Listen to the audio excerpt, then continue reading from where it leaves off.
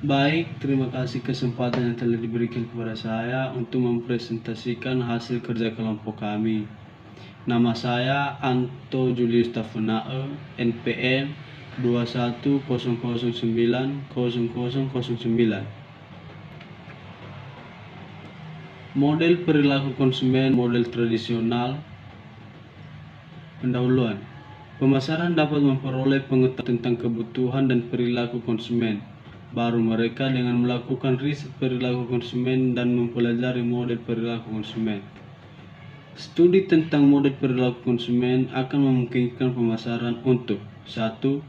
Penelitian perilaku konsumen untuk mengembangkan strategi pemasaran yang lebih baik untuk persepsi dan kepuasan pelanggan. 2. Kembangkan teori baru tentang menjangkau dan mengembangkan rencana pemasaran tentang konsumen baru ini. Mengembangkan model hubungan pelanggan yang lebih baik dan lebih baik. Model tradisional. Model tradisional telah dikembangkan oleh para ekonom, psikolog, dan sosiolog dalam periode sejarah yang berbeda dan karena lebih dikenal sebagai model klasik perilaku konsumen. Ini adalah sebagai berikut. 1. Model ekonomi. 2. Model pembelajaran. 3. Model psikoanalisis. Model sosiologis. 1. Model ekonomi. Model ekonomi didasarkan pada pemahaman bahwa perilaku ekonomi merupakan komponen fundamental dari sifat manusia. Para penyebar model ini percaya bahwa semua manusia memiliki kepentingan dalam berperilaku ekonomi. Semua manusia mengharapkan utilitas, pengembalian sumber daya yang lebih besar, karena kelangkaannya sumber daya berupa waktu, tenaga, dan uang. Mereka berpendapat bahwa individu memiliki kecenderungan bawaan dan alami untuk menghindari pemborosan sumber dayanya. Jika utilitas nilai pengembalian yang diharapkan lebih rendah dari upaya yang dikeluarkan, kemungkinan besar dia tidak akan membeli produk itu. Dia suka membeli hanya produk-produk yang pembeliannya memberikan pengembalian utilitas maksimum.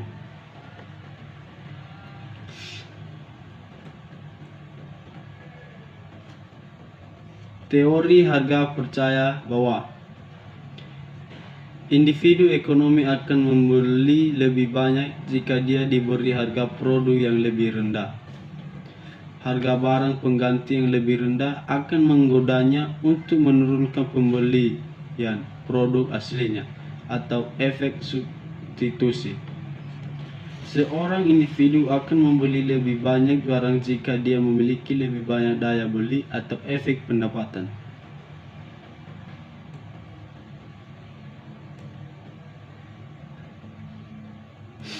Model ekonomi tidak memperhitungkan pengaruh faktor lingkungan dan sosial lainnya terhadap perilaku manusia yang mempengaruhi keputusan pembelian konsumen. Para ekonom mengambil pandangan sempit dengan menganggap bahwa manusia hanya memikirkan keuntungan ekonomi. 2. Model pembelajaran. Teori pembelajaran didasarkan pada pembelajaran proses kognitif.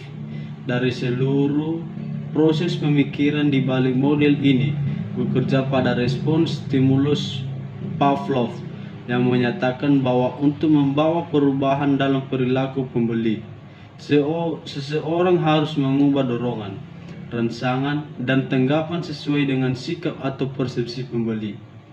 Teori pengkondisian klasik yang sama diterapkan pada perilaku manusia di abad ke-20 oleh G.B. Watson dan Bechterev, dua psikolog Rusia yang mengembangkan model pelatihan hewan yang dikenal sebagai stimulus respon. Watson telah menguraikan bahwa pengkondisian seperti itu adalah dasar dari perilaku manusia. Dia menyatakan bahwa perilaku adalah rantai refleks yang diatur dengan baik. Manusia bertindak dengan cara yang sama jika mereka telah dikondisikan untuk melakukan SO. 3. Model psikoanalitik. Model pembelajaran perilaku konsumen tidak banyak menyoroti kepribadian manusia. Jika tidak mengikuti model pembelajaran, seorang konsumen pada akhirnya akan definisikan sebagai AP yang tidak memiliki pilihan sendiri dan yang tidak dapat membedakan perbedaan situasional di lingkungan sekitarnya. Sigmund Freud melihat perilaku manusia sebagai hasil dari tingkat sadar dan bawah sadar dari proses otak manusia. Level bawah sadar dan sadar ini telah didefinisikan sebagai ide, ego, dan superego. Ide mengacu pada sumber dari semua energi otak dan psikis yang mendorong manusia untuk melakukan sesuatu. Superego mengacu pada representasi internal dan persetujuan atas apa yang benar secara sosial dan akan disetujui oleh masyarakat, yaitu hati nurani. Ego mengarahkan ide pada tingkat otak sadar untuk berperilaku dengan cara yang dapat diterima secara sosial.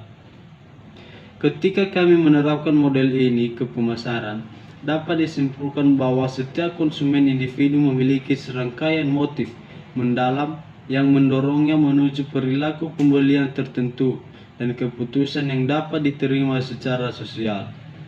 Konsumen beroperasi dalam dunia pribadi dengan semua penilaian dan analisis di pribadinya tentang ketakutan yang tersembunyi, keinginan yang ditekan, aspirasi yang tak terhitung, dan kerinduan yang benar-benar subjektif yang menurutnya perlu disetujui secara sosial dan kemudian bertindak dengan cara yang menurutnya memiliki telah disetujui oleh masyarakat secara luas.